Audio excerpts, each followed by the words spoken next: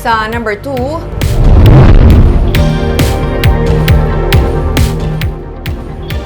dugang nga 44 ka mga show cause order ang gipapanaog sa COMELEC Task Force Anti-EPAL batok sa mga ginreklamo sa premature campaigning. 23 diri mga kandidato gikan sa EB Magalona. Sunod kay Provincial Election Supervisor Ian Lee Ananoria, kahapon, Oktubre 2, nila nabaton ang show cause order.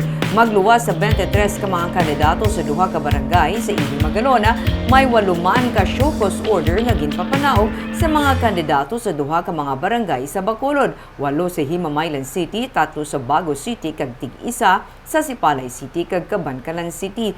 Yara na sa mga kandidato ang pagsabat sa mga reklamo batok sa ila.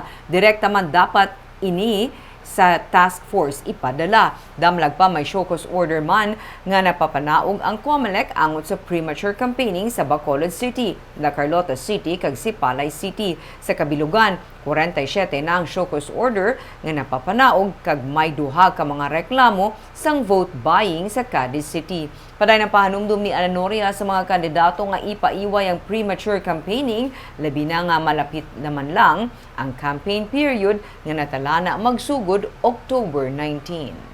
Yes, kung please refrain from premature campaigning. Dapit naman lang. October 19, sugod naman kampanya. We can do all the campaigning we want. Of course, legally as prescribed by the COMELEC campaign materials. Pero Attorney, are you expecting madugangan pagkita mo na show cause? Yes. Kibalan nyo, mabalusay na siguro. Mag-file yung isa at file niya matugpiak. So, amo nang gina-expect ko. So, we will see. Sir,